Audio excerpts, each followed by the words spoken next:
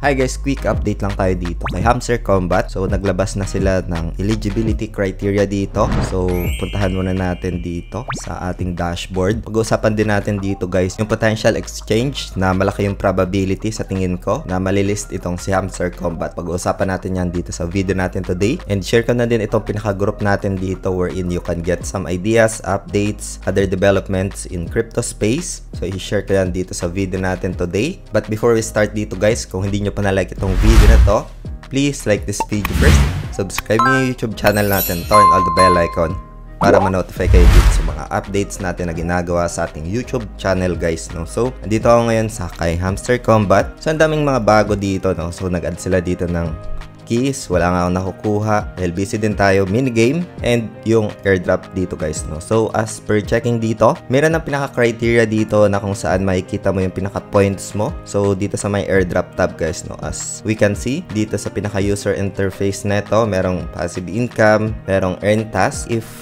nagagawa mo yung mga task dito, you have this potential points na makukuha mo guys, no? So andito yung disclaimer or details niyan. Dito naman sa friends, like for example, meron ding reward, no? So other criteria dito, achievements, like for example, the past couple of days, nagkaroon dito ng pag-sort or pagbigay ng achievements every players dito. So meron ding itong pinaka-points, no? So pwede ding mapasama yun sa criteria. Telegram subscription, yung mga premium users. Ayan, meron ding criteria for the points dito. Yung keys, ito yung wala ako. So, kasama pala siya guys sa criteria, no? So, ito yung wala ako. And I think ito yung sa PPH, no?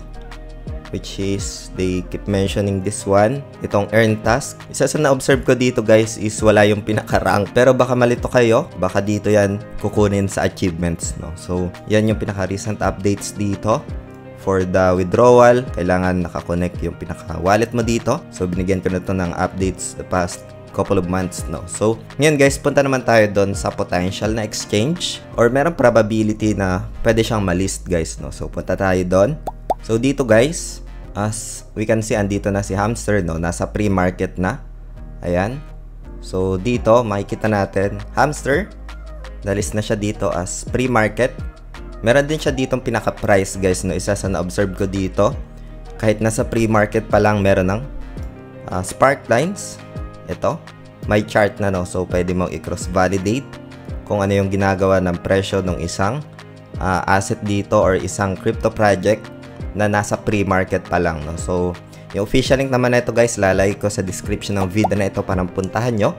And para na rin makaiwas sa mga phishing links online, no? So, ilagay ko na lang sa pinned comment or sa description ng video na ito. So, dito guys, you can just earn pa rin dito guys, no? So, in my own perspective, if you are experienced trader, nasa pre-market ito, again, yung pre-market guys is very volatile, no? Risky ito sa mga beginner. So, if you have experience or intermediate trader, you can just check this one and you can earn dito sa fluctuations nito guys, no? Like for example, nagkaroon ng pagbaba ng presyo, may option dito na you can earn kahit bumabagsak yung presyo, no? Which is you discuss that shorting details. So maybe I'll share na lang other video sa mga susunod na araw dito. As per checking nga dito guys, ito yung pinaka-price niya, no? So 17 cents. We observe dito, nagkaroon siya ng pagbaba ng presyo. Again guys, itong video natin today is just for ideas lang, no? For reference, and does not qualify as an investment or financial advice.